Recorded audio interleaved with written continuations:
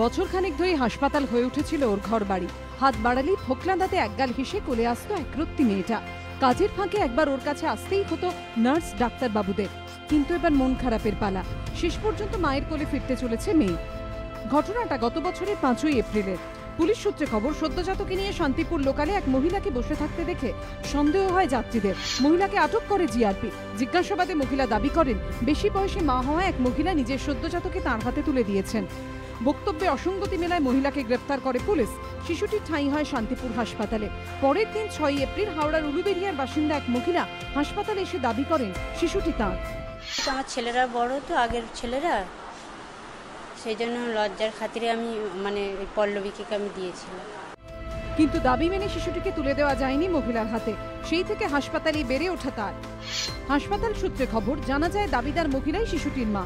কিন্তু সত্যতা প্রমাণে ডিএনএ পরীক্ষা নির্দেশ দেয় রানাঘাট মহকুমা আদালত। গভর্নমেন্টের রুল মেনে ডিএনএ তারা এখান থেকে যেভাবে নিতে হয় সেভাবে সমস্ত কিছু স্যাম্পল নিয়ে গিয়ে ওই বাচ্চাটি ওই মায়েরই বাচ্চা ডিএনএ টেস্টে ম্যাচ করছে। শিশুকন্যার বাড়ি ফেরার খবরে বিষাদের ছায়া হাসপাতাল জুড়ে। বাড়িতে একটা ছোট বাচ্চাকে যেমন তার মা মানুষ করে, সেইভাবে আমরা ওকে মানুষ করছি।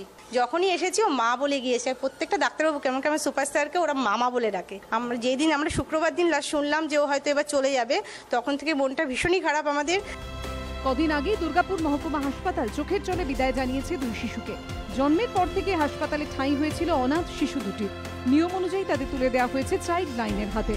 এবার শান্তিপুর হাসপাতাল থেকে মায়ের কোলে ফিরে গেল এক শিশুকন্যা। আনন্দের মাঝেও তাই বিষাদের ছায়া হাসপাতালে। সুজিত মণ্ডলের রিপোর্ট, এবিপি আনন্দ, নদিয়া।